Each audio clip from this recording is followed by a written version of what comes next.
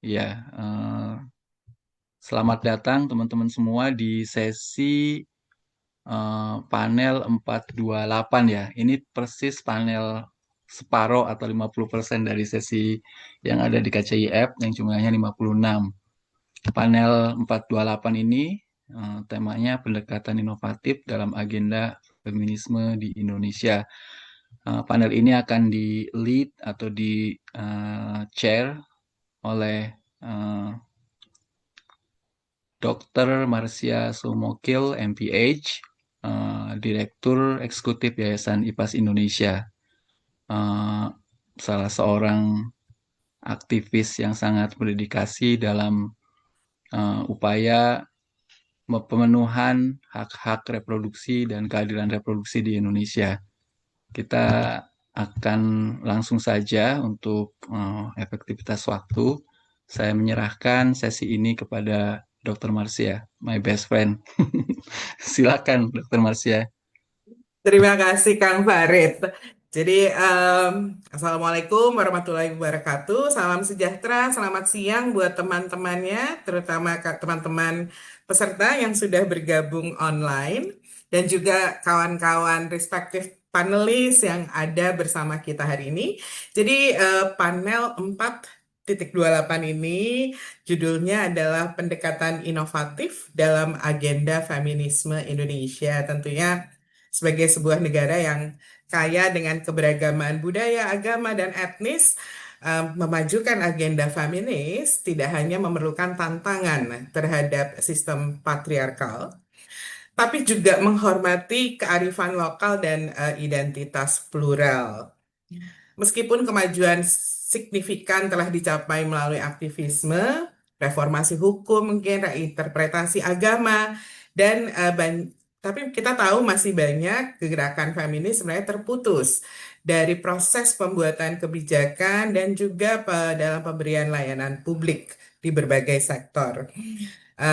Dan juga masih kurang terwakilinya mungkin kawan-kawan dari komunitas pedesaan ataupun dari komunitas terpinggirkan lainnya seperti kawan-kawan disabilitas. Tentunya kita perlu membangun dan memulai inovasi-inovasi yang dilakukan untuk mengatasi gaps ini. Dan pada hari ini kita akan mendengarkan dari empat panelis kita dari abstrak dan dari pekerjaan mereka tentang bagaimana mereka berusaha untuk mengatasi hal ini. Mungkin sebelum kita mulai, untuk teman-teman yang ada di bergabung, sedikit housekeeping saja. Sesi ini akan berlangsung selama 90 menit. 1 jam pertama akan kita berikan pada panelis untuk masing-masing mempresentasikan abstraknya selama 15 menit. Dan 30 menit terakhir akan kita gunakan untuk memberikan kesempatan kepada peserta untuk bertanya kepada panelis. Peserta diminta untuk mematikan, untuk mute voice-nya sama presentasi panelis, dan kemudian silakan menggunakan chat room untuk saling menyapa. Eh, Setelah panelis menyampaikan presentasinya, maka kita akan membuka Q&A dalam 30 menit terakhir. Peserta bisa nanti menyampaikan pertanyaannya langsung dengan membuka chat, atau menuliskan pertanyaannya di Q&A, dan kemudian nanti akan dibacakan dan dijawab. Mungkin kita akan mulai dengan presenter pertama, yaitu eh, Kak Clara Esti dari Center for Innovations Policy and Governance, eh, CIPG dari STF di Triakarya, dengan presentasinya yang berjudul Ketimpangan dan Keadilan Sosial, Perspektif Feminisme dalam Penelitian dan Kebijakan Publik. Silahkan Kak Clara 15 menit ke depan. Terima kasih. Terima kasih, Dr. Masya, untuk pengantarnya. Baik, saya akan langsung saja menyampaikan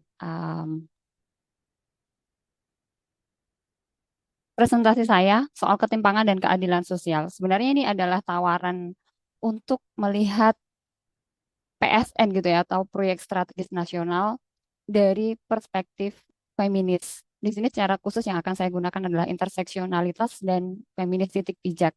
Karena dua perspektif feminis ini bisa membantu untuk membongkar begitu ya. Sebenarnya PSN ini proyek strategis atau proyek sengsara nasional gitu yang justru mengeksklusikan warganya.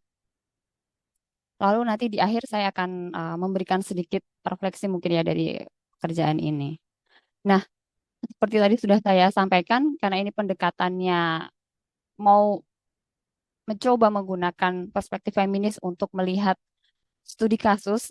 Secara khusus saya memilih 3 studi kasus di sini, yaitu Ibu Kota Nusantara atau IKN, kemudian Merauke Food Estate, lalu yang terakhir adalah kawasan industri nikel baik di Morowali maupun di Weda Bay.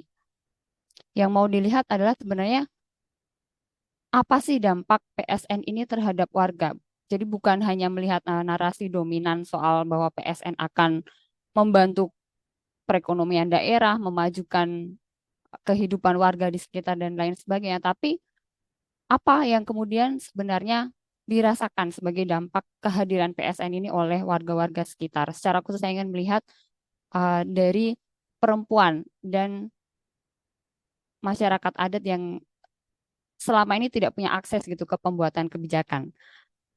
Nah, kalau kita lihat sebenarnya dari PSN ini sudah mulai sejak 2015-2016 gitu ya. Ada banyak peraturan yang memang tujuannya untuk mempercepat pelaksanaan ini. Tetapi semakin ke sini kita lihat bahwa yang terjadi di PSN ini bukanlah apa yang dijanjikan sebenarnya.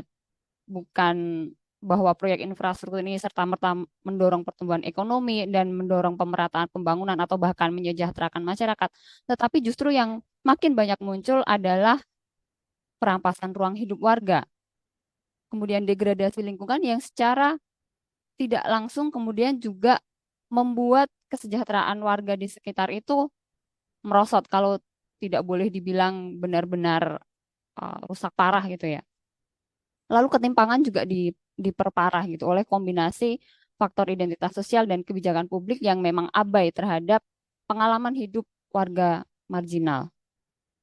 Bagaimana kemudian perspektif feminis ini bisa membongkar begitu ya apa yang selama ini diandaikan dalam pembangunan itu kan selalu ada pengandaian bahwa negara melalui penyelenggaranya melakukan berbagai inisiatif pembangunan untuk meningkatkan kesejahteraan rakyat. Nah, tapi bagaimana dengan PSN yang semakin ke sini kita lihat justru semakin banyak menyengsarakan gitu. Nah, saya lihat interseksionalitas dan epistemologi feminis titik pijak ini sebenarnya sangat bisa membantu untuk mempertajam penelitian-penelitian sosial yang secara khusus melihat kebijakan publik.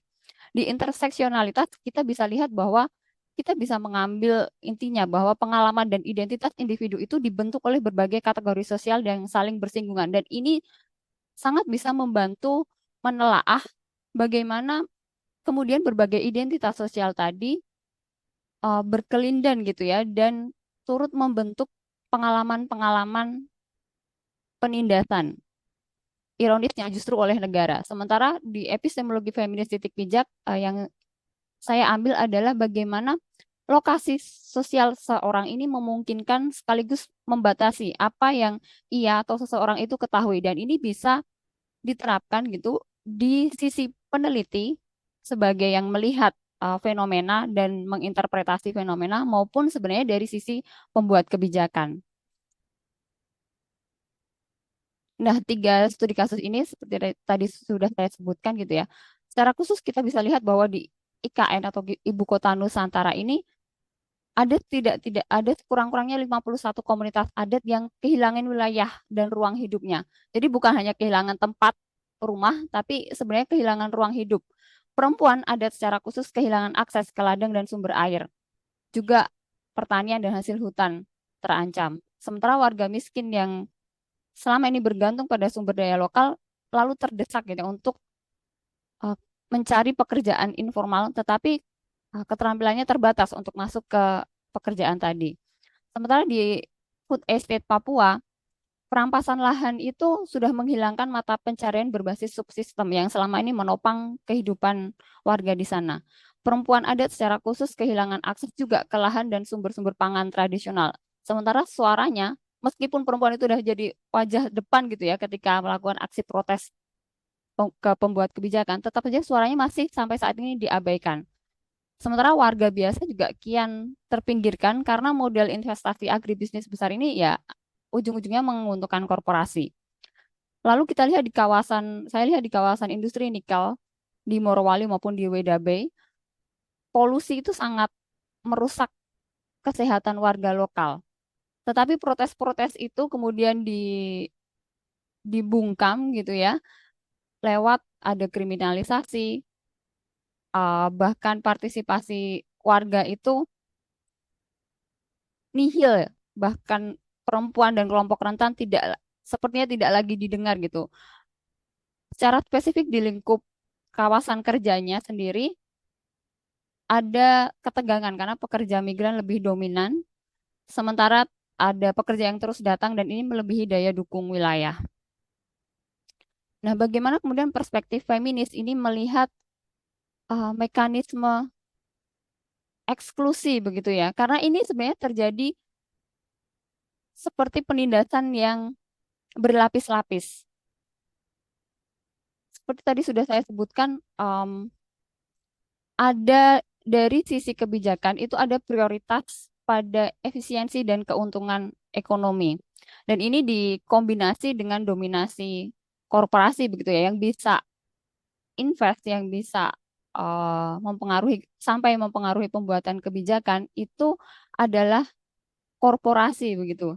Sehingga tak terelakkan kapitalisasi sumber daya alamnya terjadi, sementara nilai sosial ekologis dan hak-hak dasar warga, belum sampai ngomong hak-hak masyarakat adat, itu kemudian diabaikan karena sulit ini dihitung secara ekonomi, apa untungnya gitu ya menjamin perlindungan hak-hak ini.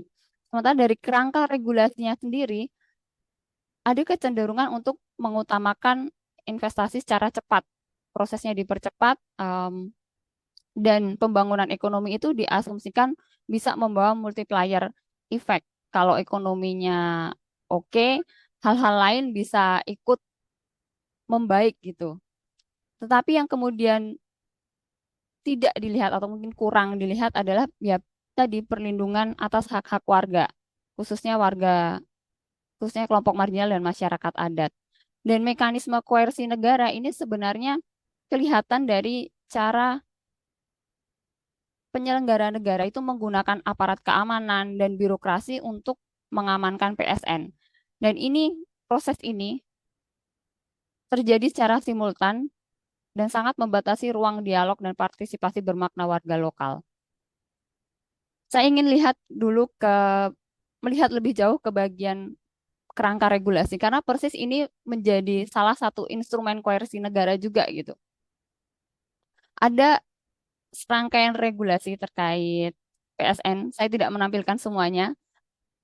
Di sini singkat beberapa saja yang sangat memperlihatkan bahwa regulasi yang ada sekarang itu memang menyediakan karpet merah untuk PSN. Mulai dari Inpres nomor 1 2016 dengan serangkaian perpres berikutnya yang memerintahkan, ini hanya dari presiden ya, memerintahkan pejabat-pejabat ini untuk segera menyelesaikan masalah dan hambatan supaya bisa mempercepat pelaksanaan PSN. Jadi semua komandonya sebenarnya dari presiden. Ini saja sebenarnya sudah menghalangi gitu ya partisipasi dari publik. Lalu PSN itu juga memperoleh berbagai kemudahan.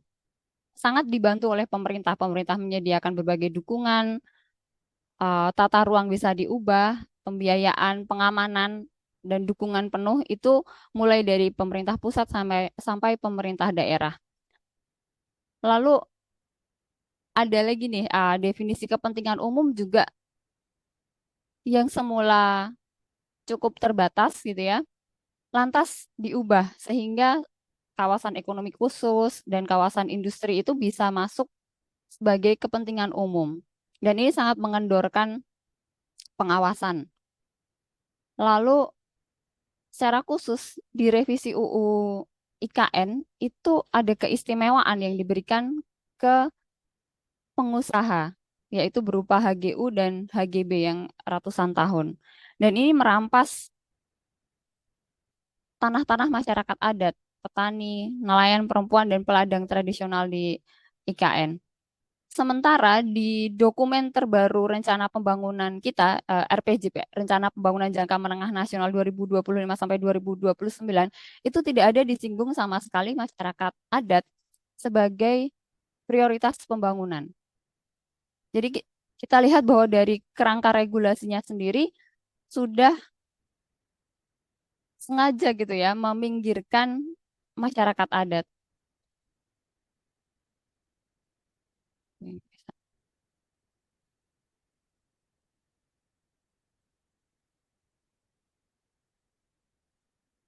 Lalu bagaimana koersi negaranya ini berjalan? Oh, maaf, lebih cepat.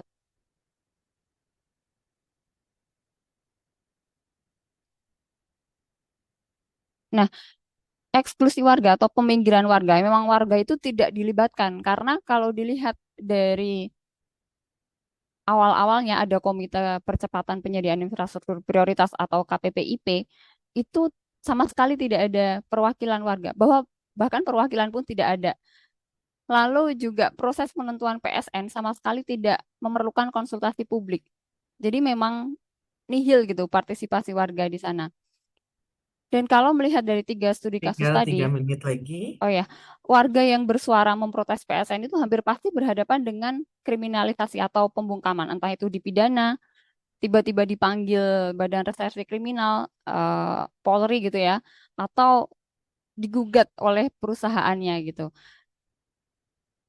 Ya inilah mekanisme yang koersi yang terjadi. Dan di balik tadi, kerangka regulasi yang seperti tadi dan koersi negara yang seperti tadi, saya lihat ada logika pasar gitu ya, yang diterapkan dalam pembangunan PSN. Dan ini kemudian jadi lingkaran, mungkin seperti lingkaran atau siklus yang sulit diputus karena ketika prioritasnya pada efisiensi dan keuntungan ekonomi, ya hampir pasti korporasi besar gitu yang bisa dapat izin dan dukungan negara untuk menguasai lahan. Sementara kelompok rentan seperti masyarakat adat, perempuan, warga miskin gitu yang aksesnya terbatas terhadap modal tidak akan mendapat tempat dalam inisiatif pembangunan semacam ini. Bersamaan dengan itu ya nilai sosial ekologis memang yang sulit dihitung secara ekonomi memang tidak masuk dalam kerangka penyelenggaraan negara. Nah, ini mungkin sedikit tawaran refleksi gitu ya, karena bagaimanapun saya sehari-hari di peneliti di think tank gitu ya, memang tidak mudah menjembatani penelitian ke pembuatan kebijakan. Tetapi sebenarnya yang saya lihat dari studi kasus ini, integrasi pendekatan feminis itu sebenarnya sangat bisa secara fundamental menyingkap dimensi-dimensi ketimpangan kuasa. Dan ini sebenarnya peluang transformasi kebijakan publik. Ada 2 prasyarat mungkin ya yang perlu dipenuhi. Yang pertama memang komitmen feminis untuk membongkar relasi kuasa ini bisa diterapkan minimal oleh peneliti sendiri dengan kalau saya nyebutnya mungkin to study up. Jadi penelitinya berangkat dari perspektif kaum marginal, dari titik pijak pengalaman hidup kelompok marginal ini sebagai awal analisisnya. Dari situ ia kemudian memeriksa secara kritis beragam bukti-bukti dan peneliti sendiri secara refleksif melihat posisinya. Apakah ada asumsi bias sendiri yang berpotensi membuat penelitinya itu entahlah cherry picking atau tidak cukup kritis menginterogasi ketimpangan kuasa yang ada dalam berbagai kebijakan atau inisiatif-inisiatif pembangunan. Sementara dari cita-cita emansipatoris feminis, ini sebenarnya yang ingin terus didorong gitu ya, produksi pengetahuan yang lebih inklusif dan adil. Dan ini harapannya juga kemudian bisa didorong masuk ke proses pembuatan kebijakan. Dengan demikian,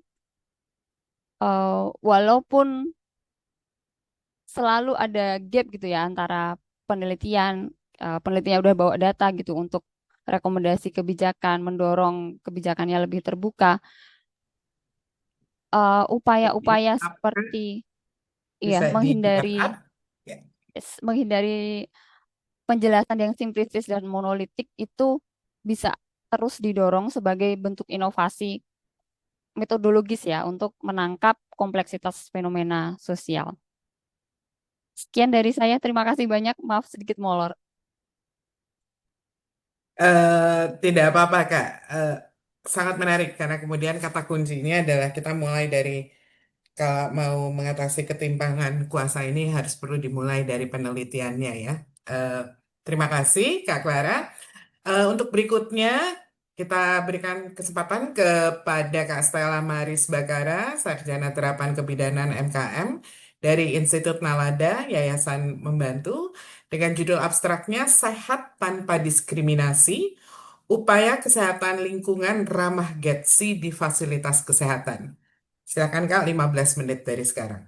Terima Baik, kasih. terima kasih Kak Marsia. Mohon izin untuk share screen. Ya. Sebelumnya, Bapak Ibu yang terhormat, saya berterima kasih untuk kesempatan bisa sharing sedikit mengenai upaya kesehatan lingkungan ramah Getsi di fasilitas kesehatan. Nama saya Stella Maris Bakara dari Yayasan Bidan Membantu dan juga Institut Nalanda. Sebelumnya, program ini adalah ya, program yang diinisiasi oleh Kementerian Kesehatan dan juga WHO dan UNICEF, di mana kami membuat sebuah kurikulum modul untuk pelatihan bagi pelatih manajemen kesehatan lingkungan di fasilitas kesehatan. Nah, kebetulan memang ini salah satu mata pelatihan intinya adalah tentang counseling yang ramah Getsi. Dan kebetulan saya yang membuat modul untuk pelatihan tersebut di MPI ini. Dan hari ini saya mau sharing sedikit tentang hal tersebut. Sebelum masuk ke topiknya, saya ada sedikit video. Mari kita tonton bersama.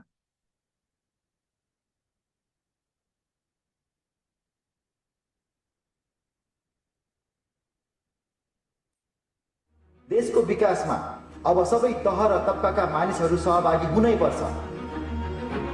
महिला, अपाङ्ग, जनजाति, मधेसी जस्ता पिछडिएका वर्गहरूलाई नसमेटेसम्म हामी विकसित हुन सक्दैनौँ।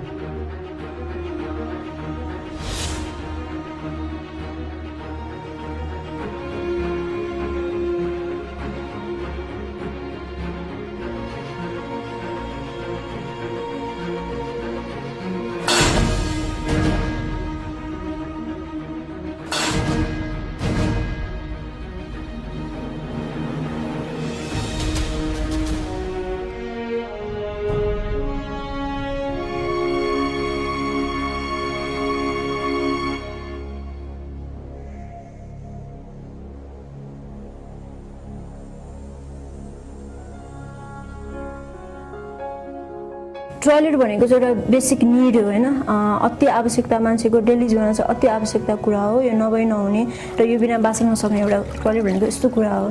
बास र निकास भन्ने कुरा चाहिँ महत्त्वपूर्ण हुन्छ हैन। गाँसको आवश्यकता परे जस्तै हामीलाई निकासको पनि आवश्यकता पर्छ। प्राय काठमाडौँको धेरै शौचालयमा म पुगेको छु, त्यहाँको शौचालय एक त पहुँचयुक्त नै छैन। महिला र पुरुषको यो शौचालय कुन हो भनेर छुट्याउनु पनि गाह्रो पर्ने अवस्था छ। मान्छेहरू उत्तिकै हाँसिदिन्छन् त्यतिकै। जस्तै कलेज जाँदा होस् कि स्कुल जाँदा होस् कि कहीँ बाहिर हिँड्दाखेरि होस् कि कहीँ साथीहरूसँग घुम्न जाँदा होस् कि त्यहाँ पब्लिक टोयलेट छैन, स्कुल कलेजमा टोयलेटहरू छैन अपाङ्गता भएका व्यक्तिहरूको लागि हैन। यसले गर्दा चाहिँ दिनभरि पिसाबहरू रोकेर बस्ने अवस्था हुन्छ। कहीँ साथीहरूसँग घुम्न गयो भने त्यो रमाइलो छोडेर बिचमै फर्केर आउनुपर्ने अवस्था छ। बाहिर जानु पर्यो भने धेरै खानाहरू खाँदिन, पानीहरू खाँदिन हैन, टोयलेट गइरहनुपर्छ भनेर। पिरियडहरू भएको बेला बाहिर जानु चाहिँ एकदम समस्या हुन्छ। सेनिटरी नेपकिनहरू चेन्ज गर्नुपर्ने हुन्छ हैन, जहाँ चाहिँ अब पब्लिक टोयलेटहरू फ्रेन्डली छैन, डिसेबल फ्रेन्डली छैन, त्यसले चाहिँ एकदमै प्रब्लम भएर चाहिँ घरमै 4-5 दिन चाहिँ घरमै बस्नुपर्ने अवस्था हुन्छ। कहिलेकाहीँ कस्तो हुन्छ भन्दाखेरि म 1000 रुपैयाँ तिरेर भए पनि बरु यो पिसाब गर्न पाए त हुन्थ्यो नि जस्तो एकदम एक किसिमको उकुस मुकुस एकदमै छटपटाट अवस्था आउँछ। अब त्यतिखेर कहाँ जाने त अब हामीलाई हैन। कम्प्लेक्सहरूमा चाहिँ हलहरूमा चाहिँ अब ऱ्याम्पहरू हुँदैन होइन, त्यहाँ लिफ्टहरू हुँदैन, स्कुलहरूमा भर्याङहरू हुन्छ, क्लासहरू माथि फ्लोरमा हुन्छ, ग्राउन्ड फ्लोरमा हुँदैन होइन, यस्तो धेरै कुराहरूमा चाहिँ ब्यारियरहरू छ। राज्यको पनि अलिकति भूमिका त छ, किनभने जस्तो अपाङ्ग मैत्री वातावरण, अपाङ्ग मैत्री सडकहरू बनाइदिएको भए अथवा अपाङ्ग मैत्री भौतिक पूर्वाधारहरू जस्तै यो शौचालय, त्यस्तै गरी चाहिँ पानी खाने धारा, त्यस्ता त्यस्ता कुराहरू चाहिँ अलिकति अपाङ्ग मैत्री बनाइदिएको मात्रै भए पनि अलिकति हामीलाई सहज हुन्थ्यो नि त।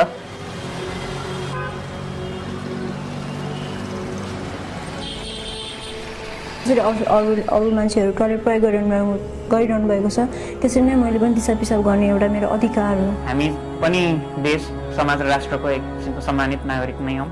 त्यस कारणले गर्दाखेरि यो अपाङ्गतालाई चाहिँ हामीले सकारात्मक दृष्टि राखेर, भेदभावको दृष्टिले होइन सद्भावको दृष्टिले चाहिँ हेर्नुपर्छ जस्तो लाग्छ।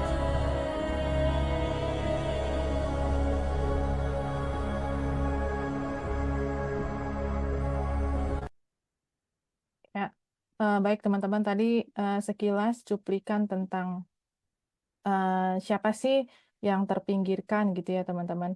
Nah sekarang saya akan lanjut ke materi dari Pasienkes yang ramah Getsi. Saya screen dulu ya. Nah, ini teman-teman. Tadi kita lihat di video bahwa banyak teman-teman yang dengan disabilitas dan juga sedang mengalami menstruasi itu mengalami kesulitan untuk mengakses fasilitas CASLINK ya, kesehatan lingkungan di fasilitas umum gitu ya. CASLINK ramah gender, disabilitas, dan inklusi sosial atau GETSI itu berfokus pada manusia dan inklusif. Jadi harus bisa diakses, mudah diakses, aman, privacy, dan juga bisa digunakan secara mandiri, jadi tidak tergantung pada orang lain. Dan juga nyaman, dan pastinya bisa menerima dari semua sisi dari sosial, ekonomi, dan juga budaya. Pengguna CASLINK di Pasienkes siapa saja? Perempuan dalam masa persalinan, menstruasi, bayi, anak-anak, lanjut usia, penyandang disabilitas, orang yang dengan cedera atau penyakit tertentu, bahkan di sini pegawai perempuan. Karena di fasilitas kesehatan kita lihat paling banyak nakesnya atau tenaga kesehatannya perempuan ya. Bidan, perawat, rata-rata banyak perempuan. Nah, faktor-faktor yang mempengaruhi akses itu salah satunya ada gender, orientasi seksual, identitas gender, usia, kemiskinan, kasta, agama, bahkan etnis dan kelompok adat, dan juga teman-teman dengan disabilitas. Nah, mengatasi stigma dan diskriminasi banyak sekali tantangannya. Yang pertama, stigma terhadap kebutuhan tertentu, seperti menstruasi ya. Masih ada stigmanya, stigma yang negatif ya, apalagi di remaja biasanya ya. Jadi ini menjadi salah satu tantangan gitu yang dihadapi di masyarakat. Lalu diskriminasi berbasis gender, sosial, dan status ekonomi juga dapat memperburuk bagaimana orang dapat mengakses manajemen kesehatan lingkungan di fasilitas kesehatan. Nah, solusinya yang pertama memberikan edukasi kepada masyarakat, kepada pegawai, tenaga kesehatan ya tentang pentingnya inklusivitas. Nah, ini yang mau ditekankan di dalam pelatihan manajemen CASLINK ini, bahwa setiap siapapun pasien yang datang dalam keadaan kondisi seperti apapun, itu harus dilayani dengan sepenuh hati. Lalu yang kedua, memastikan kebijakan dan panduan kesehatan lingkungan di Pasienkes mencakup kelompok yang terpinggirkan. Lalu yang ketiga, mempromosikan perubahan sikap melalui kampanye kesadaran. Nah, ini ada dampak kesehatan lingkungan di Pasienkes kalau misalkan buruk ya, tidak bisa diakses gitu ya. Yang pertama, kurangnya akses fisik ke fasilitas CASLINK. Ini untuk teman-teman yang disabilitas ya. Tadi kita lihat di video, mau ke kamar mandi harus melalui kayak ini ya, tangga gitu ya, itu sangat sulit gitu ya. Mau ganti pembalut, lagi mens juga sangat sulit gitu, harus dibantu oleh temannya. Lalu yang kedua, stigma atau sikap negatif dari masyarakat atau tenaga kesehatan. Nah, ini perlu juga diubah gitu ya, stigma dan pandangan dari masyarakat dan nakes. Lalu yang ketiga, desain Pasienkes tidak mempertimbangkan kebutuhan khusus.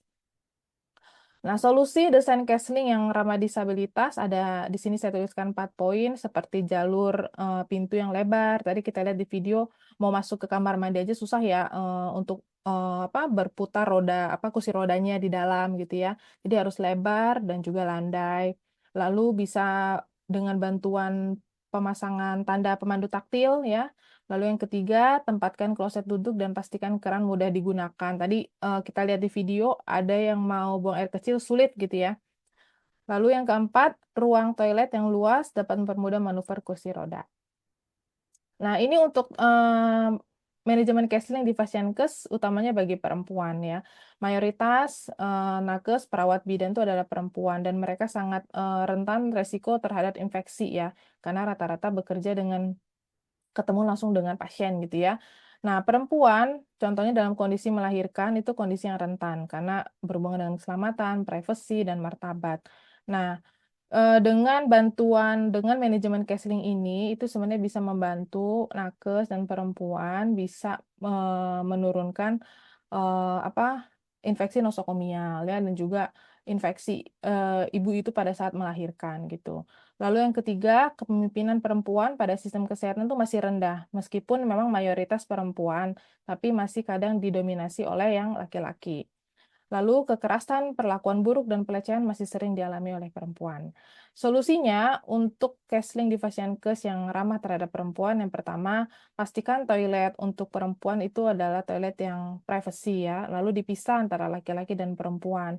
Terdapat juga perlengkapan untuk pengelolaan menstruasi. Jadi manajemen kesehatan kebersihan menstruasi atau MKM itu di fasilitas kesehatan harus menyediakan ya seperti tisu, kotak sampah di dalam, lalu ada juga pembalut ya yang tersedia di kamar mandi tersebut. Ada juga sabun dan air mengalir. Lalu perlu juga dukungan kepada perempuan dalam pengambilan keputusan terkait dengan kesehatan lingkungan di Fasiankes. Nah, sedangkan dampak counseling di Fasiankes untuk kesehatan, tadi saya sudah bilang bahwa ini dapat menurunkan resiko infeksi ya, dan kalau infeksi kan otomatis karena bakteri gitu ya, itu pasti minum yang namanya antibiotik. Nah, sebenarnya ini bantu juga untuk menekan resistensi antimikroba ya atau AMR. Lalu yang kedua, fasilitas yang tidak higienis itu sangat mempengaruhi ya kesehatan ibu pada saat dia melahirkan bayinya. Yang ketiga, hambatan fisik pada counseling di Fasiankes dapat membahayakan penyandang disabilitas. Solusi yang bisa ditawarkan, yang pertama kita memastikan toilet dilengkapi dengan air yang bersih, air yang cukup, air yang mengalir, dengan fasilitas cuci tangan seperti sabun, tisu. Lalu yang kedua, sediakan tempat sampah yang mudah diakses ya, ini untuk membuang pembalut. Dan yang terakhir, mendesain bagaimana fasilitas kesehatan itu minimal dari resiko cedera. Nah, counseling di Fasiankes yang ramah GETSI itu punya beberapa prinsip. Yang pertama harus aman, artinya bisa diakses, wanita nggak merasa takut kalau mau menggunakan toilet, private, jadi benar-benar bisa dikunci, karena ada beberapa juga kan kita temukan fasilitas manajemen counseling di puskes atau di rumah sakit itu nggak ada kuncinya, atau nggak ada lampunya, gelap gitu ya, atau air yang nggak ada gitu ya. Lalu yang kedua, mampu diakses pegawai, khususnya perempuan. Yang ketiga, memenuhi kebutuhan kebersihan menstruasi atau MKM, mudah diakses untuk semua pengguna, lalu juga memperhatikan khususnya untuk ibu ya yang sedang bersalin, masa nifas, dan kebutuhan orang tua atau lansia. Nah, ini ada 5 step yang kami ajarkan di pelatihan tersebut, bagaimana untuk membentuk sebuah kebijakan manajemen counseling yang ramah gender. Yang pertama, menetapkan dulu, melatih tim. Lalu yang kedua, 3 menit lagi ya. menilai fasilitas, lalu menilai resiko, lalu mengembangkan rencana, dan terakhir kita pantau, tinjau, dan adaptasi. Ini penjelasan lebih lengkapnya, teman-teman. Mungkin saya percepat aja ya. Jadi intinya, ini saya jelaskan dulu sedikit. Ini di rumah saya, kebetulan saya ada anak 4 tahun, jadi saya sediakan seperti pijakan untuk dia bisa cuci tangan pakai sabun, ada alatnya, lalu juga toiletnya juga yang sesuai. Kalau yang ini kan yang besar nanti takutnya dia masuk ya ke dalam. Jadi saya sesuaikan jadi ramah terhadap anak-anak. Nah, ini manajemen kebersihan menstruasi, ya, di mana harus menyediakan pembalut, tempat sampah, sabun cuci tangan gitu ya. Nah, ini yang menjadi titiknya adalah ketika kita membuat sebuah manajemen counseling yang ramah GETSI, kita harus mengikut sertakan teman-teman yang memang dengan gender perempuan, lalu dengan keadaan disabilitas, lalu dengan lansia gitu ya. Itu dengan tangga ini. Jadi bisa dievaluasi apakah ketika buat kebijakan itu dia hanya ikut-ikutan, bergabung, hadir, apakah dia berpartisipasi aktif, atau yang sebenarnya kita pengen kan dia juga ikut menyuarakan apa yang menjadi kebutuhan dia gitu ya. Jadi dia juga ikut dalam pembuatan keputusan, itu yang diharapkan di sini. Ya, ringkasannya, jadi teman-teman, beberapa orang di fasilitas kesehatan itu mengalami diskriminasi dalam menggunakan manajemen counseling karena gender, usia, disabilitas, etnis, kemiskinan. Hambatannya banyak ya, secara fisik kayak infrastruktur tadi, bisa juga karena stigma, sosial, budaya, atau karena kebijakan. Jadi ada yang namanya istilah nothing about us without us. Partisipasi dari kelompok yang beragam harus selalu diutamakan karena tidak ada kita tanpa kita. Counseling di Fasiankes harus mudah diakses, aman, private, mandiri, dan nyaman untuk semua pengguna. Ya, baik. Mungkin itu saja dari saya. Saya ucapkan terima kasih atas perhatiannya. Saya kembalikan ke Kak Marsia.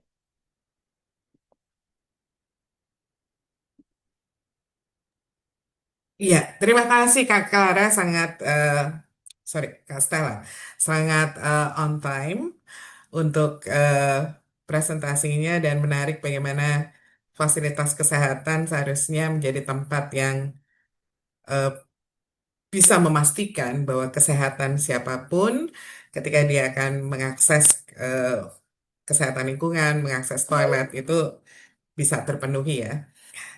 Terima kasih. Dan kemudian untuk yang berikutnya, saya persilahkan kepada, sorry, maaf. Kak Ima, Fatima Gita Atasmi, dan SOS dari PKBI Daerah Bali, yang kemudian akan mempresentasikan abstraknya, mengembangkan lingkungan yang adil gender bagi remaja di Bali, pembelajaran dari uji coba High Fidelity Method Human Centered Design. Silakan Kak Ima, 15 menit dari sekarang. Terima kasih dok. Izinkan saya untuk share screen. Iya, apakah sudah terlihat? Semoga sudah ya. Ya, jadi Udah. selamat siang semuanya. Ya, terima kasih banyak untuk kesempatannya dan perkenalkan nama saya Ima Gita sebagai Community Organizer dari PKBI Daerah Bali.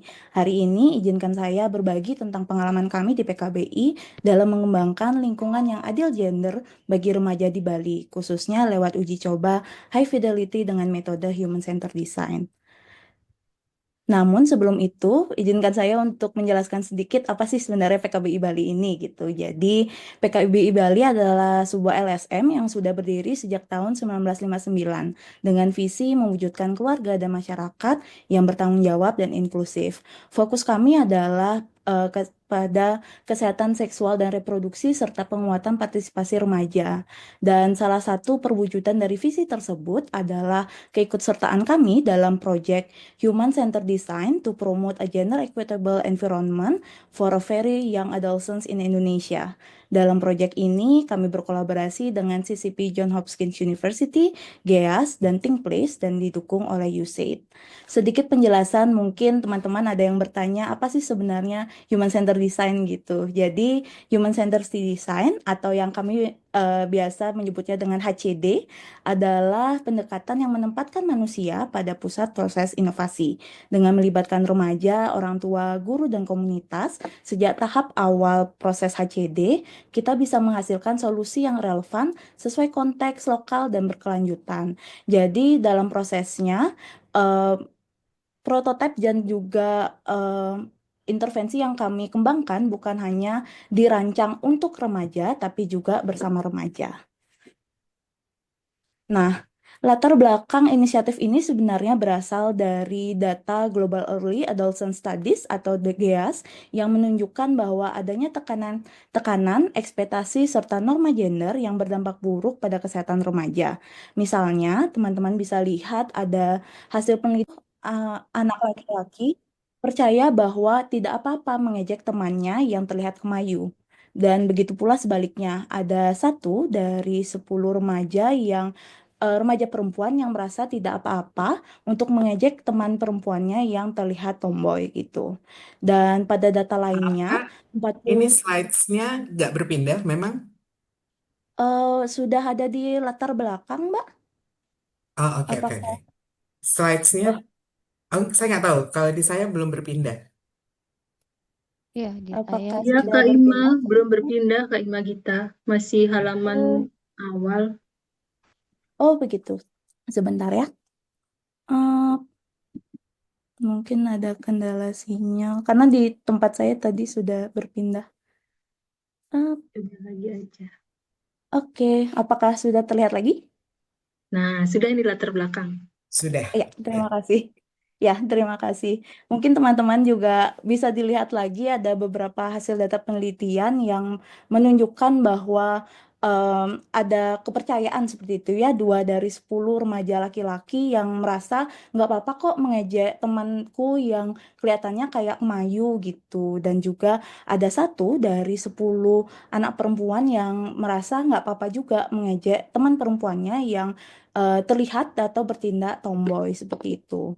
Pada data lainnya, ada 49,1% remaja yang mengaku pernah dibully secara verbal oleh temannya dan 22,8% remaja yang mengaku pernah menyakiti diri karena merasa tidak bahagia. Dan persentase itu lebih banyak dilaporkan oleh remaja laki-laki.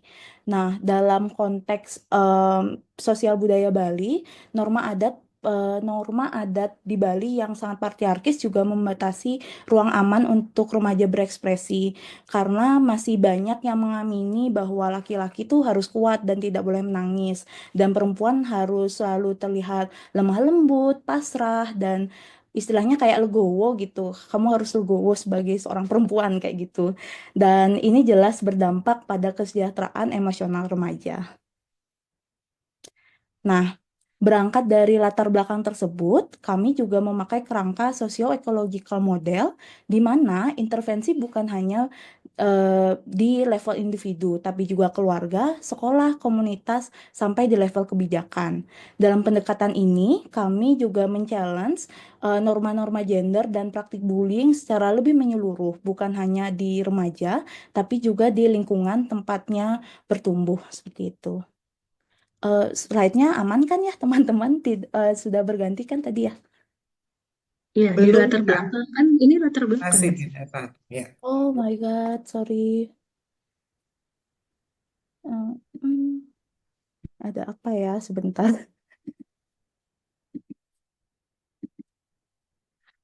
Hmm, hmm, iya, oke. Sudah berganti? Oh my God, saya belum lagi. Belum.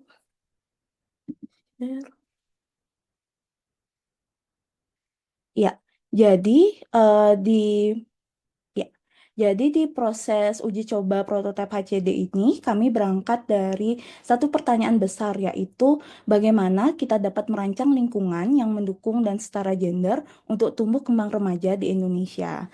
Dari situ, kami melalui 3 tahap uji coba. Yang pertama adalah low fidelity, di mana kami memvalidasi desirability atau sejauh mana konsep itu menarik dan relevan untuk partisipan dan ditemukan 8 ide prototipe yang diuji coba di Denpasar. Kemudian ada medium fidelity untuk uji feasibility untuk melihat bagaimana prototipe bisa dijalankan secara praktis dengan sumber daya lokal. Dari 8 ide tersebut akhirnya dikerucutkan menjadi 6 prototipe dan diuji coba di Semarang, Jawa Tengah. Dan yang terakhir adalah high fidelity, yaitu uji scalability atau melihat potensi bagaimana prototipe ini bisa diadaptasi ke konteks dan medium yang lebih besar dan diintegrasikan ke sistem yang ada. Hmm. Oh my God. Mohon maaf teman-teman nih mesti sharing tidak sharing gitu karena sepertinya ada permasalahan sinyal. Nah, jadi di eh, Nah, jadi di prototype uji coba high fidelity ini akhirnya dirumuskan 5 prototipe final, yaitu exhibition atau pameran, safe school training, family space, multi stakeholder forum, dan interaktif video. Semua prototipe itu dikemas dalam activity package bernama Get for Youth. Dan sekarang mari kita bedah masing-masing prototipe dan hal-hal kunci apa sih yang bisa diambil dalam konteks sosial budaya Bali, seperti itu. Ya. Yang pertama adalah exhibition. Screen-nya lagi-lagi belum ini ya. Yap. Yang sekarang adalah yang pertama adalah exhibition. Jadi exhibition ini bernama Manusia Coming of Age dan diselenggarakan selama seminggu di tengah-tengah kota Denpasar. Exhibition ini dinilai menjadi entry point yang cukup kuat karena menarik ratusan orang-orang yang datang dari berbagai kalangan seperti dari guru, orang tua, bahkan masyarakat umum gitu. Dan tentunya yang lebih banyak adalah remaja. Lewat karya seni yang interaktif, pameran ini memantik dialog antar generasi dan komunitas tentang bullying basis gender. Dan kolaborasi dengan seniman lokal pun membantu kami untuk menerjemahkan pesan-pesan keadilan gender dengan media yang lebih kreatif. Kemudian yang kedua itu bisa. Oke. Kemudian yang kedua adalah safe school training. Jadi safe school training ini diadakan selama 3 hari dengan menekankan pelatihan guru dan staf, developing sistem pelaporan, serta sistem rujukan lembaga layanan. Dari proses ini, kami melihat banyak guru dan peserta yang sadar bahwa mereka masih ada rasa takut dan khawatir saat menangani kasus bullying di sekolah masing-masing. Ini dikarenakan masih ada kebingungan dalam mengidentifikasi bullying dan takut nama sekolah tercoreng jika kasus deeskalasi ke lembaga rujukan. Oleh karena itu, kami juga mengembangkan tools video interaktif di training yang membantu para guru untuk berefleksi dan mengidentifikasikan tindakan mereka selama menangani bullying. Oke.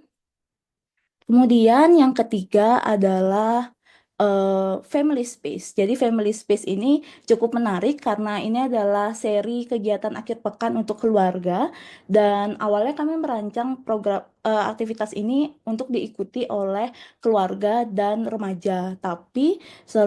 Tapi ketika kami melaksanakannya, justru teman-teman yang masih bayi atau masih balita tuh juga ikut dan ikut meramaikan suasana seperti itu.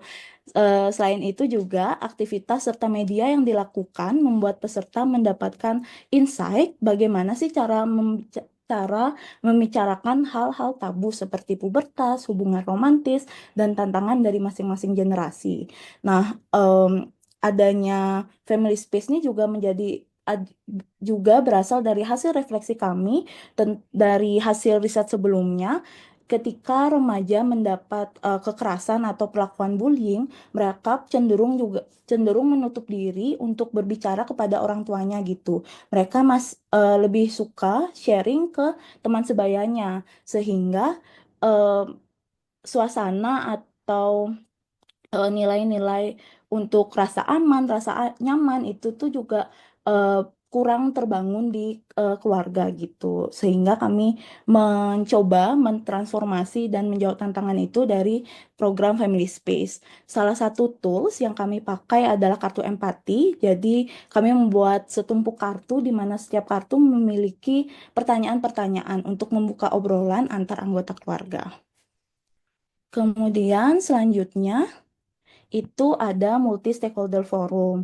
Jadi multi stakeholder forum ini adalah upaya kami untuk masuk ke dalam level kebijakan di tingkat lokal dalam pengalaman kami di level kecamatan dan Banjar. Kalau Banjar itu di Bali semacam di level RT RW-nya gitu. Nah, upaya ini dilakukan dengan 2 kegiatan yaitu pengajuan MOU di mana MOU ini dinilai cukup bagus dalam menjawab kebutuhan komunitas tentang program dengan isu keadilan gender. Dan yang kedua adalah pemutaran video interaktif. Nah, hal menarik sebenarnya yang terjadi di pemutaran video interaktif ini itu tentang saat kami memutarkan video tentang perbedaan pilihan karir anak laki-laki dan anak perempuan, sebagian Tinggal 3 menit lagi ya. Oke. terima kasih. Sebagian besar peserta menolak ide bahwa laki-laki bisa bekerja di dunia tata rias karena saat itu penontonnya kebanyakan adalah laki-laki dewasa dan mereka secara terbuka mengatakan bahwa mereka takut diomongin sama tetangga kalau misalnya ketahuan anak laki-lakinya kerja jadi makeup artist gitu. Tapi di sisi lain ketika kami menyodorkan ide ketika di skenario itu anak perempuannya ingin menjadi insinyur, penontonnya justru merasa sangat mendukung dan bilang bahwa itu adalah pilihan keren untuk anak perempuan seperti itu. Jadi dinamika ini yang sebenarnya menarik sekali untuk untuk dibahas lagi ketika ada scale up atau ada diskusi terkait norma-norma gender di masyarakat seperti itu.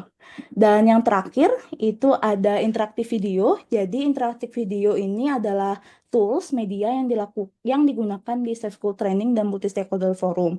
Harapannya video ini bisa memicu refleksi kritis dan diskusi terkait tentang akibat jangka panjang dari cara orang dewasa yang menormalisasi atau melanggengkan norma-norma gender yang berbahaya.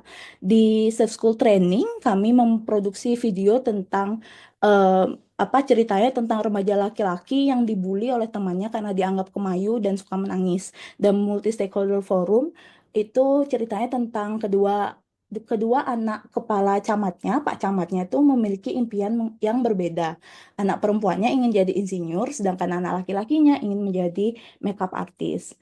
Namun catatan kritis dari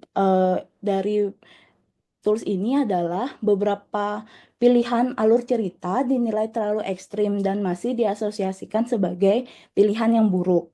Di sisi lain, kami sendiri melihat itu justru memicu diskusi soal bagaimana sih norma-norma gender, terutama yang mengukung ekspresi remaja, seperti yang terjadi di Safe School Training, itu bisa dipertanyakan dalam forum yang umum, seperti itu. Nah, pada akhirnya, kesimpulan dan rekomendasi yang kami refleksikan ya dari program ini sebenarnya jika kita kembali lagi ke pertanyaan besarnya, yaitu merancang lingkungan yang mendukung dan setara gender, pendekatan human centered design ini sebenarnya bisa menjadi salah satu metode alternatif untuk melibatkan remaja, keluarga, guru, dan komunitas sejak awal proses pengembangan prototipe. Dalam konteks Bali, HCD ini memungkinkan adaptasi yang selaras dengan nilai-nilai lokal sehingga intervensi tidak terasa dipaksakan dari luar, tapi tumbuh dari dalam komunitas. Dan pendekatan dengan berkolaborasi dengan Kaima, bisa seniman, di-wrap up? Ya. terima kasih. Dan itu bisa menjadi kegiatan yang lebih engaging ke cerita personal maupun kolektif.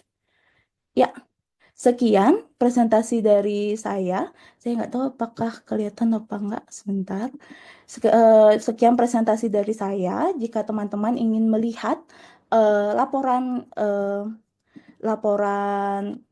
lengkapnya, saya akan tampilkan nanti di kolom chat gitu. Saya akan share linknya gitu. Tapi terima kasih untuk kesempatannya dan mohon maaf untuk gangguan teknisnya. Terima kasih. Gak apa-apa Kak Ima, masih tepat waktu. Terima kasih untuk presentasinya yang sangat menarik tentang Human Centered Design dan aplikasinya. Dan berikutnya untuk kawan-kawan dari Dokter Tanpa Stigma yang akan dipresentasikan secara bersama oleh 3 kawan DTS, Kak Putri Widi Saraswati, Kak Sandra Suryadana, dan Kak Ventia Budiman, dengan judul abstraknya mengarus utamakan interseksionalitas dalam sektor kesehatan Indonesia menuju keadilan sosial dan cakupan kesehatan semesta.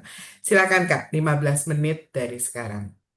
Terima kasih Dr. Marcia. Slide kelihatan kan ya? Sudah Terlihat ya. dan berpindah ya, soalnya pakai Canva juga. berpindah, sudah Oke, masuk sip. agenda. Ya. Terima kasih. Sandra mungkin mau opening? Langsung dari Widi aja. Oh, boleh. Oke, sip. Ya, terima kasih teman-teman untuk kesempatannya dan teman-teman Forum KCIF juga untuk kesempatannya. Kami mencoba untuk menawarkan sebuah ide yang bukan baru, tapi lebih untuk butuh diarusutamakan. Jadi juga tentang interseksionalitas, khususnya dalam sektor kesehatan Indonesia, dalam konteks melihat bagaimana kita harus mendorong sistem kesehatan kita menjadi betul-betul berkeadilan sosial dan betul-betul menuju cakupan kesehatan semesta. Jadi untuk agenda secara singkatnya, kami menyajikan kritik terhadap bagaimana isu kesehatan dan sektor kesehatan di Indonesia saat ini bekerja, kemudian juga bagaimana pendekatan interseksional bisa menjadi lensa kritis untuk memahami dan memperbaiki isu-isu kesehatan, dan kemudian praktik baik dan rekomendasi terutama dari gerakan akar rumput.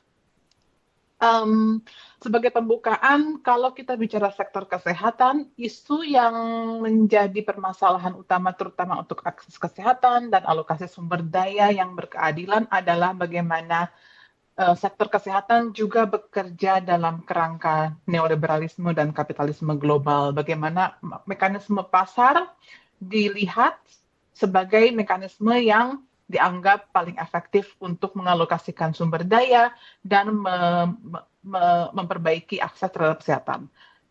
Realitanya adalah mekanisme pasar itu gagal untuk menjadi alokator sumber daya yang berkeadilan. Misalnya, dalam mekanisme pasar yang murni, rumah sakit swasta cenderung menjadi dominan, beroperasi sebagai korporasi, kemudian akses ditentukan oleh kemampuan finansial. Ketika kita melihat cita-cita keadilan kesehatan secara global, termasuk di Indonesia, semua orang ingin mencapai yang namanya universal health coverage atau cakupan kesehatan semesta. Cita-cita UHC ini adalah bahwa semua orang bisa mengakses layanan kesehatan. Accessible, juga affordable, aman untuk diakses, dan sesuai dengan konteks sosial budayanya. Kalau kita bicara soal UHC di Indonesia, kita harus bicara soal JKN. Karena JKN ini adalah program yang digadang-gadang sebagai juru kunci dari upaya mencapai UHC di Indonesia. Tapi yang sering kali salah dipahami adalah bahwa UHC ini bukan hanya soal jangkauan asuransi kesehatan. BPJS itu kan adalah sebuah upaya asuransi kesehatan publik untuk meningkatkan akses finansial terhadap pelayanan kesehatan.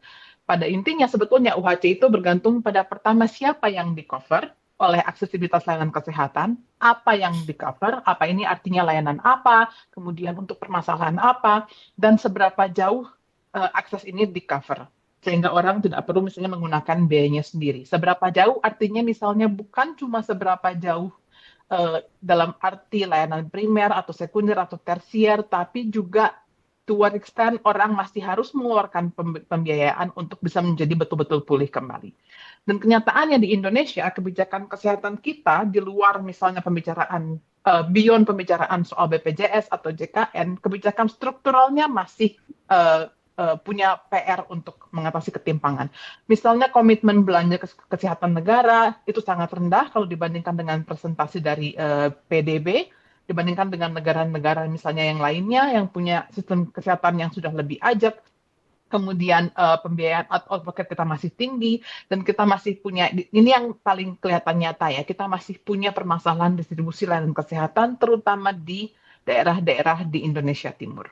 Dan juga pasar kesehatan kita masih cenderung didominasi oleh pihak swasta yang akan punya kepentingan dalam arti dalam mekanisme pasar, sedangkan investasi negara dalam penyediaan layanan kesehatan itu masih rendah. Sedangkan ketika kita bicara UHC, sebetulnya penekanannya adalah pada komitmen investasi publik.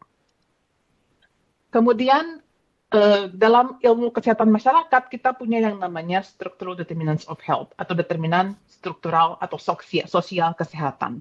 Dan determinan-determinan ini yang sebetulnya menjadi kunci bagaimana sistem kesehatan bisa menjadi betul-betul berkeadilan dan setara. Contohnya, ini beberapa contoh aja, bukan bukan semuanya ya. Hambatan finansial seperti misalnya kemiskinan struktural, hambatan geografis, bukan cuma permasalahan dari geografi daerahnya saja, tapi bagaimana pemerintah punya komitmen misalnya untuk membangun fasilitas kesehatan di daerah-daerah yang dianggap terpencil, kemudian juga bagaimana literasi kesehatan masih rendah dengan banyaknya misinformasi, kemudian juga stigma dan diskriminasi yang masih dialami oleh berbagai kelompok dengan interseksi identitas yang termarginalkan. Sandra? Oke, terima kasih Vidi. Saya izin melanjutkan.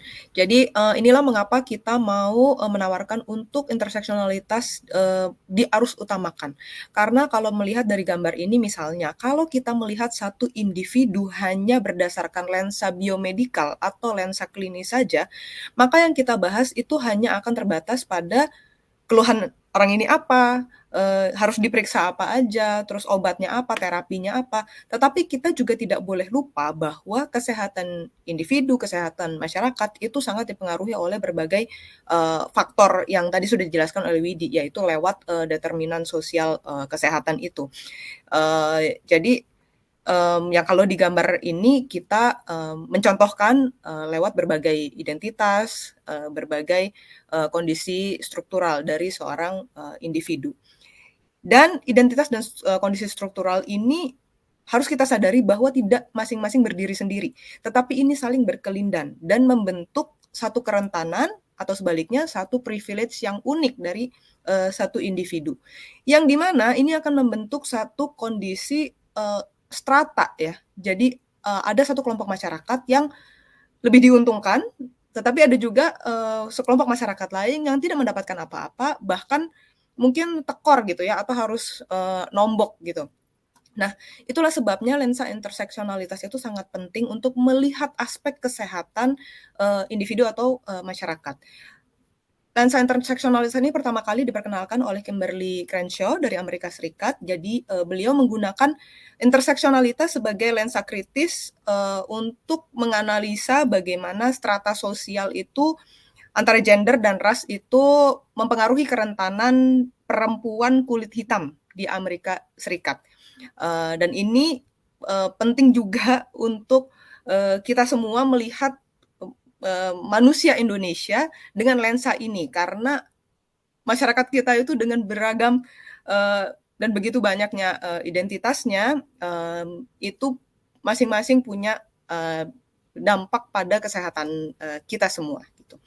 Nah, dalam cita-cita UHC ya, seperti tadi Widi sudah sebut bahwa pemenuhan aspek kesehatan itu lewat 3 cakupan untuk siapa, apa, dan sejauh mana, dan itu tidak bisa hanya dinilai dari berapa coverage BPJS-nya, berapa belanja kesehatan negaranya. Karena kalau demikian berarti kita menjauhkan nih sektor kesehatan dari kerangka interseksionalitas, kerangka determinan sosial ini. Jadi akhirnya gagal untuk melihat pola-pola ketimpangan strukturalnya. Jadi lensa interseksionalitas menawarkan untuk bisa melihat isu kesehatan itu untuk menjawab siapa aja sih sebenarnya harus dicakup, sumber daya apa yang perlu dimaksimalkan, dan sejauh mana cakupan tersebut bisa menjawab realitas sosial masyarakat Indonesia. Karena kalau tidak akan gagal mencapai cakupan yang semesta seperti itu ya. Boleh next slide, Widi. Nah, ada satu fenomena yang kita amati saat ini di Indonesia bahwa mulai terjadi peyorasi istilah politisasi kesehatan. Seakan-akan kalau kita bicara soal politik itu hanya bicara soal politik elektoral aja ya, bahwa politik itu kotor, syarat akan konflik kepentingan, hanya berpihak pada kelompok-kelompok masyarakat tertentu saja. Dan juga kita melihat ada upaya-upaya untuk mensterilisasi sektor kesehatan itu dari politik gitu. Yang mana mungkin betul supaya kesehatan itu jangan jadi panggung politik kepentingan ya, tetapi kita juga berusaha menjabarkan mengapa langkah apolitisasi sektor kesehatan ini justru bisa berbahaya, dan bagaimana seharusnya politik itu bisa distrategikan untuk mencapai UHC yang kita cita-citakan bersama. Karena sebenarnya skop dari politik itu kan bukan hanya politik elektoral saja, tapi ini terkait kebijakan, terkait good governance, political will, dan yang paling penting partisipasi dari publik. Nah, ini kita mengambil 2 contoh dari JKN dan pandemi COVID. Jadi di JKN mungkin kita dari masa pembuatannya aja itu sudah banyak tarik-menarik kepentingan partai, terus kita sampai sekarang juga masih selalu berdebat dengan alokasi anggaran gitu ya, bagaimana anggarannya itu harus distrategikan untuk mengisi sebanyak-banyaknya kebutuhan rakyat.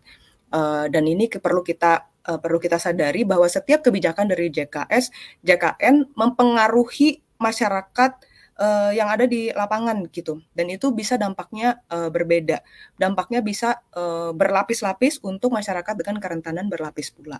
Demikian pada saat pandemi, bagaimana pemerintah kita waktu itu berusaha keras gitu ya untuk terkait masalah vaksin. Ini bahkan politiknya udah level global ya, kita lihat bagaimana pemerintah itu berusaha cari supplier, atur budget, negosiasi dengan banyak negara gitu, sementara di dalam negeri masih harus ngatur prioritas vaksin, pembatasan sosial, distribusi bansos gitu ya. Nah ini kita juga bisa melihat bagaimana pandemi mempengaruhi begitu banyak masyarakat kita secara berbeda-beda berdasarkan kerentanan yang berbeda pula. Dan apakah kebijakan negara kita pada waktu itu benar-benar sudah melindungi seluruh masyarakat, termasuk yang paling rentan sekalipun. Nah, dari dua contoh ini kita bisa melihat sebenarnya bagaimana politik itu sangat berpengaruh pada masalah kesehatan dan justru tidak bisa dilepaskan. Justru akan berbahaya kalau sampai terjadi apolitisasi kesehatan. Karena apa?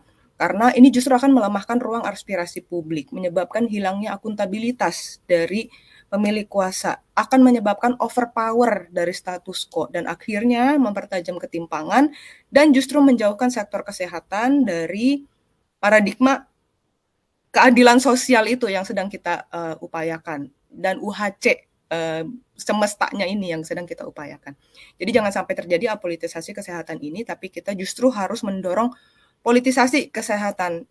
Cuma pertanyaannya, politik yang seperti apa yang kita harapkan nih? Tentu saja kita berharap politik yang berpihak pada rakyat, berkeadilan sosial, yang inklusif, yang semesta. Dan caranya bagaimana? Tentu lewat lensa interseksionalitas ini.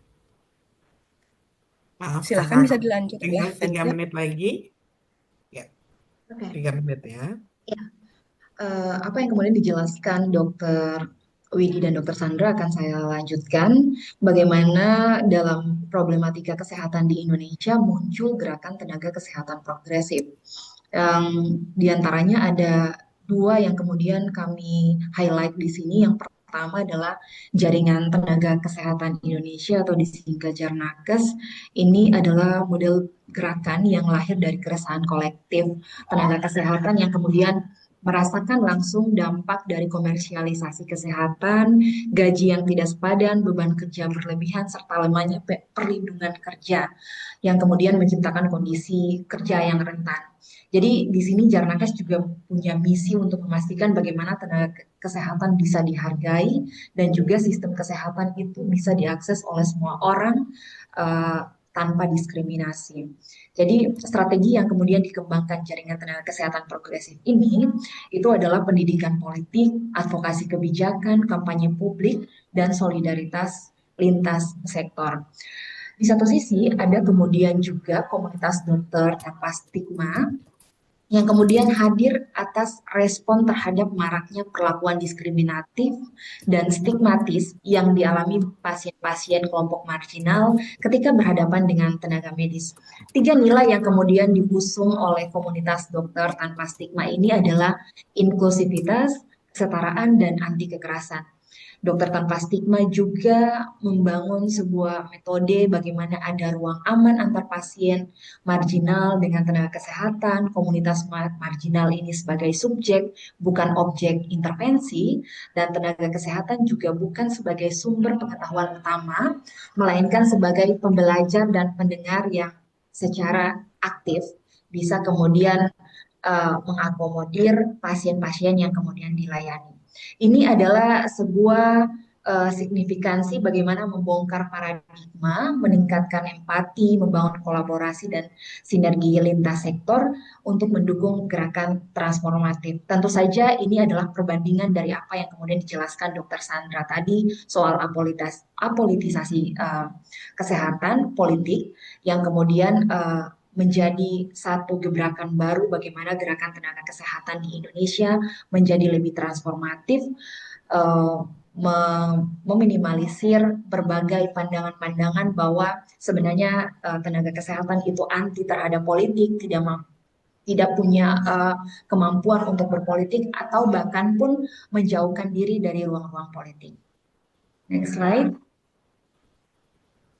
Selanjutnya ada beberapa rekomendasi yang kami tawarkan. Yang pertama adalah pendidikan kritis yang kemudian di Fakultas Kedokteran, Keperawatan, dan Kesehatan Masyarakat harus mencakup muatan refleksi sosial, hak asasi manusia, gender, dan keberagaman identitas. Jadi kita tidak hanya belajar soal bagaimana merawat pasien, tapi kita juga punya lensa kesadaran kritis terhadap situasi ekonomi politik, terhadap situasi sosial di masyarakat. Kita juga punya reformasi kerangka berpikir dan fokus sektor kesehatan untuk bagaimana beralih dari cakupan keahlian biomedikal semata menjadi juga mencakup ilmu sosial yang kritis gitu.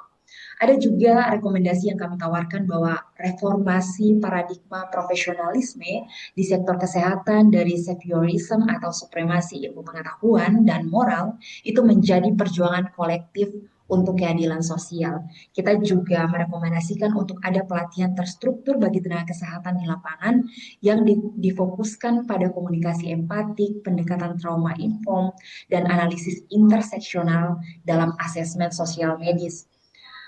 Kita juga menawarkan rekomendasi soal riset kolaboratif bersama komunitas terdampak agar ini bisa memperkuat bukti-bukti kebijakan yang mendobrak hierarki pengetahuan yang sebenarnya seringkali menyingkirkan pengalaman kelompok marginal. Yang terakhir adalah perlindungan terhadap kesehatan yang kemudian menjalankan kerja-kerja transformatif. Demikian dari kami, terima kasih.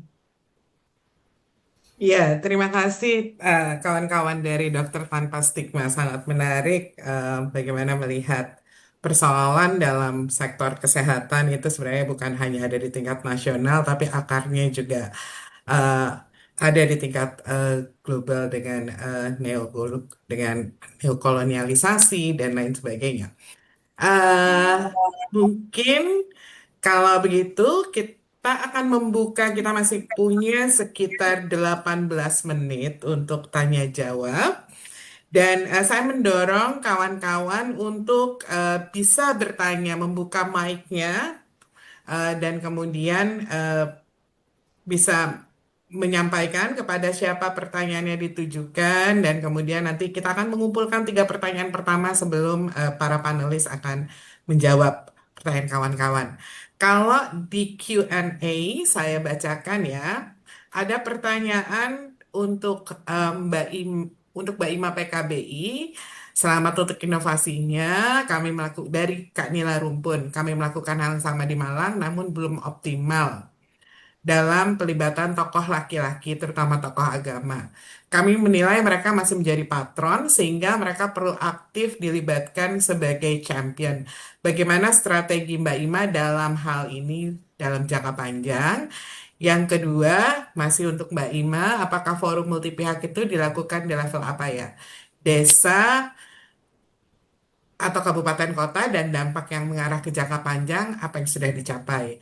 Itu pertanyaan pertama. Pertanyaan kedua dari Kak Basaria Lumban Gaul, nakes harus profesional. Oke, ini komentar, nakes harus profesional, tapi menghadapi kekerasan verbal pasien hanya bisa menahan mual. Nakes harus pengabdiannya di nakes, diannya di pihak manajemen. Nakes harus selalu update, tapi pelayanan harus tetap. Oke, jadi satu pertanyaan dari Kak Nila Rumpun. Silahkan, saya melihat yang angkat tangan saat ini Mbak Nur Hasanah dari FPL. Silakan. Terima kasih, Dok.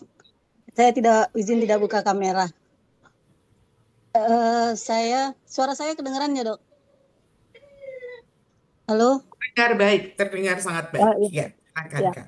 Saya mau minta pendapatnya Mbak Stella ya, soal layanan disabilitas itu, Mbak. Saya juga kebetulan dengan punya anak yang disabilitas tapi autis ya. Jadi kita juga fokus advokasi layanan untuk disabilitas. Pernah kita mengadvokasi ke pemerintah gitu ya. Jadi apa tanggapan Mbak Stella terkait pernyataan pemerintah ketika kita minta fasilitas yang bisa diakses oleh teman-teman disabilitas itu, jawabannya adalah tidak ada anggaran gitu. Nah, kita kan tidak, karena mungkin saja pemerintah masih menganggap bahwa teman-teman disabilitas, saudara-saudara kita disabilitas itu komunitas sakit gitu ya, yang tidak perlu diberikan akses gitu. Padahal ketika mereka diberikan akses, mereka bisa mandiri.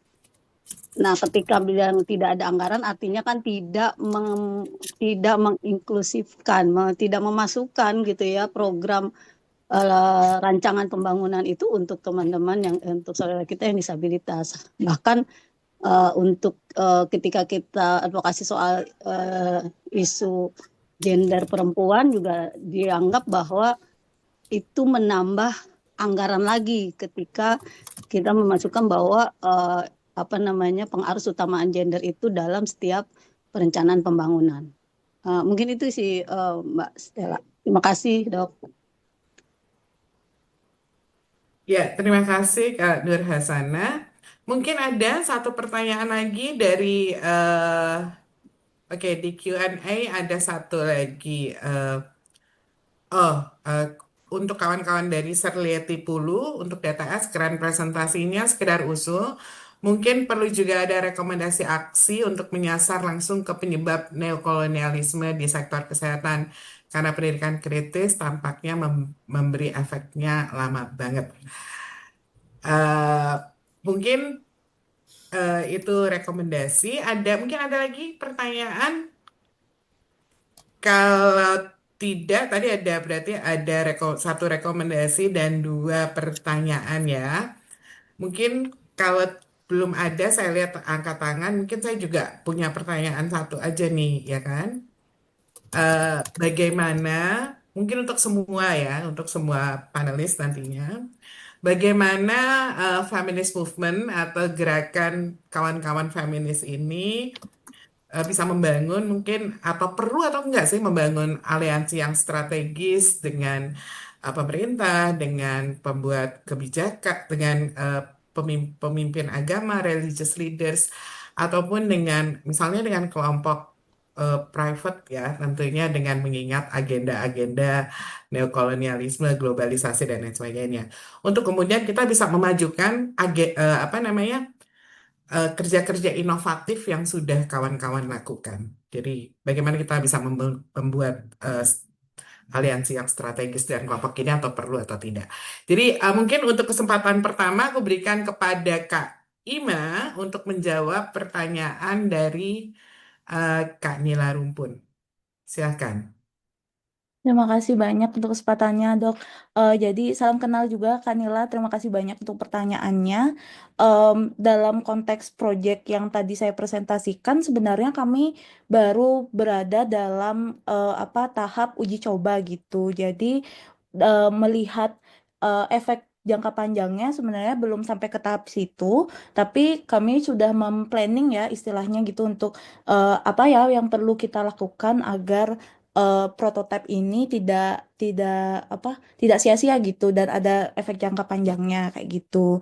Sebenarnya sih sejujurnya kendala yang sama pun juga kami alami sebenarnya Mbak pada saat proyek ini berjalan, karena kalau di Malang masuknya lewat tokoh agama, kami mencoba untuk masuk ke tokoh adat yang dalam konteks Bali, tokoh adat, desa adat ini memiliki power yang cukup kuat gitu untuk memobilisasi dan mempengaruhi ya masyarakat di sekitarnya, terutama untuk di konteks Bali seperti itu. Nah, waktu itu salah satu strategi kami sebenarnya masuknya lewat Banjar, which is mungkin menjawab pertanyaan yang kedua juga. Jadi kami masuknya lewat kelurahan dulu, habis itu kami minta tolong dari kelurahan untuk memobilisasi kepala-kepala Banjar atau di sini kepala lingkungannya gitu untuk akhirnya ikut ke dalam kegiatan kami seperti itu. Dan pelibatannya pun memang tidak bisa yang secara gamblang ya bilang bahwa ini kita kita ingin men-challenge norma gender gitu misalnya, atau menantang pemikiran Anda salah gitu misalnya. Tapi kami memang pendekatannya sangat pelan-pelan dan sangat masuknya lewat bullying dulu, kemudian kami jelaskan bagaimana dampak bullying untuk remaja dan kayak menurut Bapak sendiri remaja di lingkungan di sini seperti apa, apakah ada yang berdampak, dan akhirnya kami mencoba untuk mempurpose satu MOU atau satu kayak kesepakatan gitu ya, bahwa nanti dari PKBI Bali bisa memprovide kebutuhan-kebutuhan edukasi atau kegiatan-kegiatan yang berkaitan tentang edukasi gender gitu di Banjar Bapak dan atau di desa Bapak, dan nanti kami mohon dukungannya gitu agar Bapak bisa memobilisasi masyarakatnya seperti itu. Jadi strategi itu sih yang sejauh ini kami lakukan gitu Mbak Nila. Dan untuk yang kedua itu dilakukan di level kelurahan dan level Banjar. Banjar itu which is mirip sama RT RW gitu Mbak. Jadi dampak yang mengarah ke jangka panjangnya sih sebenarnya belum sampai ke sana, tapi karena kelima kegiatan itu berkaitan satu sama lain, ketika kepala Banjarnya atau kepala kelurahnya ini mengikuti semua, jadi dia sendiri merasakan kesinambungan dan efeknya gitu, kayak keterkaitan antara knowledge yang ditawarkan di satu program dengan knowledge yang dia ketahui di prototipe lainnya. Seperti itu sih Mbak. Terima kasih. Semoga menjawab. Tapi kalau misalnya tidak, saya sangat terbuka dengan diskusi di luar forum ini mungkin. Terima kasih. Oke, terima kasih Kak Ima untuk jawabannya yang komprehensif. Dan mungkin pertanyaan berikutnya ke Kak Stella ya, bagaimana tanggapannya ketika mengadvokasi ke pemerintah, jawabannya selalu kurang anggaran, apalagi tahun ini dan tahun depan. Ya, baik. Silakan. Terima kasih atas pertanyaannya Ibu Nur Hasanah ya tadi ya. Baik Ibu, maka dari itu Ibu, karena pemerintah alasannya adalah anggaran gitu ya, maka dari itu dibuatlah pelatihan ini tentang manajemen counseling di Fasiankes dengan salah satu mata pelatihan intinya adalah manajemen counseling yang ramah GETSI. Tadi di akhir pemaparan saya ada 5 proses ya untuk bagaimana sebuah Fasiankes itu bisa jadi Fasiankes yang ramah GETSI.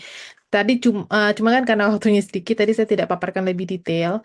Nah, di poin yang pertama kali harus dilakukan di dalam sebuah manajemen fasilitas kesehatan itu adalah membentuk tim dan pelatihan. Nah, ketika membentuk tim, di situ disarankan adalah melibatkan perspektif beragam, Ibu. Jadi, orang dengan kelompok terpinggirkan, termasuk orang dengan disabilitas, itu diikut sertakan. Tidak hanya yang buat kebijakan itu adalah misalkan yang punya rumah sakit, atau kepala puskesmas dan pejabat-pejabatnya, atau di level dinas kesehatan, enggak. Tapi kelompok perempuan, orang dengan disabilitas, kelompok agama, kelompok adat, itu juga diikut sertakan. Sehingga ketika dilakukan FGD gitu ya, itu akan tahu apa yang menjadi kebutuhan mereka di dalam manajemen kesehatan lingkungan, khususnya di fasilitas kesehatan. Begitu Ibu, salah satunya. Oke, jadi melibatkan sebanyak mungkin stakeholder untuk bisa duduk bersama-sama dengan pemerintah, sehingga pemerintah juga mungkin bisa mendengarkan kebutuhannya langsung dari kelompok-kelompok yang perlu diperhatikan ketika kita bicara soal gender dan diversity. Terima kasih Kak Stella. Ada sedikit tambahan. Tadi poin pertama kan melibatkan teman-teman dari kelompok-kelompok yang lain gitu. Yang di langkah keempat itu adalah perbaikan dan peningkatan. Jadi yang disarankan di dalam pelatihan manajemen counseling ini, perbaikan itu adalah perbaikan yang bisa dilakukan terlebih dahulu begitu Bu Nur Hasanah. Jadi kita nggak yang terlalu berpikir banyak perubahan yang langsung wow gitu ya, kamar mandinya yang marmer apa gimana gitu ya, enggak. Tapi yang paling bisa dikerjakan, paling bisa apa sih gitu ya, yang anggarannya masih minimal tapi bisa nih untuk bantu bagaimana caranya supaya manajemen counselingnya itu bisa diakses oleh semua. Contoh nih misalkan minimal lah pintunya itu bisa dikunci gitu ya, minimal airnya mengalir, atau minimal toiletnya itu terpisah antara laki-laki dan perempuan, atau toiletnya benar-benar bisa diakses gitu ya dari apa? Dari luar sampai masuk dan sampai keluar itu masih bisa diakses oleh semua pengguna. Itu. Jadi ada perbaikan yang bertahap. Jadi komponen esensial yang bisa diperbaiki itu dulu yang diperbaiki begitu. Begitu tambahannya Kak Marsia dan Bunda Rasana. Terima kasih. Terima kasih, nggak salah. Dengan dana yang kes, BOK, dana kapitasi BPJS, semestinya itu bisa ya, untuk hal-hal kecil dan minimal, tapi penting.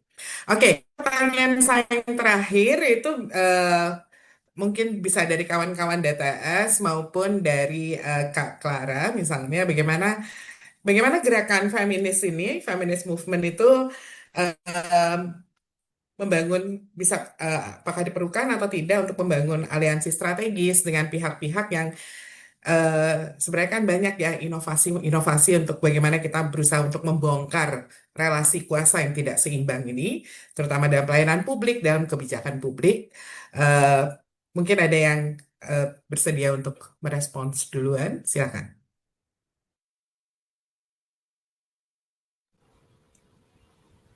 Dari saya boleh dulu, nanti mungkin boleh ditambahkan sama Widi atau Fen. Boleh. Ya, jadi karena tadi kita yang kita tawarkan adalah mengarusutamakan interseksionalitas dalam kita menilai satu isu, khususnya isu kesehatan gitu ya.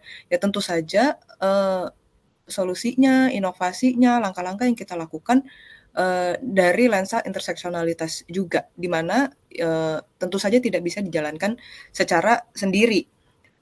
Harus dijalankan secara kolaboratif, partisipatif, bersama-sama, interdisiplin, multisektor seperti itu. Jadi misalkan kalau dari DTS ini dari sisi tenaga kesehatannya, ya kita bekerja sama dengan teman-teman dari sektor lainnya, misalnya hukum, atau misalnya teman-teman yang support group, atau misalnya teman-teman pemberdayaan ekonomi, atau yang lain sebagainya. Yang kita sama-sama punya satu visi besar bersama, yaitu untuk masyarakat yang sejahtera, sehat, adil, inklusif, setara gitu ya. Dan yang paling penting lagi tidak boleh dilupakan sebenarnya adalah partisipasi. Yang kita harapkan sebenarnya kan benar-benar ini menjangkau semesta sampai no one left behind gitu ya, termasuk kelompok-kelompok marginal. Jadi penting sekali untuk melibatkan partisipasi dari mereka-mereka ini. Jangan sampai kita-kita yang kalau kami di DTS ini sangat-sangat privilege sekali gitu ya, kalau bisa dikatakan sebagai tenaga kesehatan. Kemudian kita bergerak dengan segala privilege kita, mengundang teman-teman yang lain yang juga dengan privilege, tapi kemudian jangan sampai kita melupakan yang justru poin-poin kuncian-kuncian yang ingin kita ajak bersama, kita rangkul bersama dari kelompok marginal, itu justru harus kita undang partisipasinya. Seperti dijelaskan Castella tadi, harus sampai mereka tuh di anak tangga yang atas tuh, yang ikut berpartisipasi dalam pengambilan keputusan, seperti itu. Mungkin boleh ditambahkan dari Widi atau Fen? Ya. 1 menit terakhir, atau mungkin Kak Clara ada yang ingin ditambahkan dari perspektif sebagai peneliti? Iya, kalau dari peneliti mungkin kan sebenarnya tambahan ke Kak Sandra tadi ya. Sebenarnya kan dari sisi peneliti selalu sudah membangun aliansi gitu ya dengan minimal dengan akademisi. Tapi yang biasanya kemudian mungkin bukan last mile ya, tapi yang selama ini masih ada gap itu adalah bagaimana mendorong supaya interseksionalitas, perspektif bahwa titik pijak pengalaman kaum marginal itu sangat perlu didengar dan dipertimbangkan gitu ya dalam pembuatan kebijakan, ya di sisi pembuat kebijakannya. Dan dengan kondisi nasional saat ini, saya kok malah melihat peluang lebih besar untuk mempengaruhi kebijakan itu justru mungkin lewat pemerintah daerah, lewat tadi kalau saya dengar Kak Ima gitu, justru dari daerah dengan pendekatan yang sangat-sangat lokal dan memang apa ya, yang berusaha dipertemukan adalah kelompoknya itu sendiri supaya orang-orang yang punya kuasa yang bisa membuat kebijakan, nggak hanya peneliti gitu sebenarnya kan hanya ya, nggak tidak secara langsung bisa bikin kebijakan ini, program ini. Tapi dengan mempertemukan mereka ini dengan lebih sering, justru saya lihat malah peluangnya di situ. Jadi aliansi strategis mungkin malah di level yang memang di bawah gitu ya, yang menyentuh langsung. Itu mungkin tambahan sedikit dari saya. Oke, terima kasih. Kita sudah di ujung waktu. Jadi ini diskusinya sangat menarik. Sebenarnya perlu waktu tambah setengah jam lagi, boleh, Kak Farid? Nggak boleh. Oke, jadi mungkin aku sedikit wrap up. Jadi kalau kita bicara soal inovasi dengan menggunakan pendekatan feminis ketika kita berbicara kebijakan maupun sistem pelayanan publik, ini bukan hanya tentang menambahkan perempuan dan juga kelompok-kelompok marginal lainnya kalau kita mempertimbangkan interseksionalitas ke dalam sistem yang sudah ada. Tapi sebenarnya kalau dengar pembicaraan tadi ini soal penting untuk membayangkan kembali sistem tersebut secara keseluruhan. Bagaimana ini juga masuk membicarakan bagaimana pergeseran dari profit oriented ke people's, humans oriented. Kemudian kalau di layanan kesehatan itu bukan hanya treatment tapi juga bicara soal care yang preventif, promotif, rehabilitatif dan juga promotif. Kemudian dari individualisme dan juga dari individualisme ke ketergantungan ya, karena kemudian kita semua ini interconnected.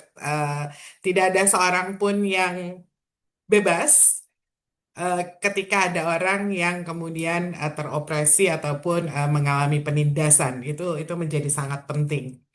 No one is free until everybody is free. Jadi bahwa ketika kita melihat kerangka feminis ini mengingatkan bahwa inovasi harus melayani keadilan. Karena itu yang kemudian menjadi tujuan kita, keadilan sosial, kesetaraan, dan dignity ya.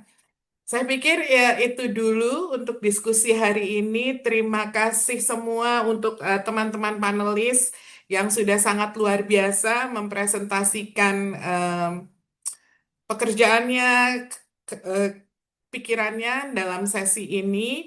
Dan tentunya pembicaraan ini tidak akan berakhir. Mari kita terus berdialog sehingga kemudian memastikan bahwa tidak ada yang tertinggal, no one left behind, tapi memastikan bahwa setiap penduduk mendapatkan ruang untuk berbicara dan juga mendapatkan pelayanan sesuai dengan haknya.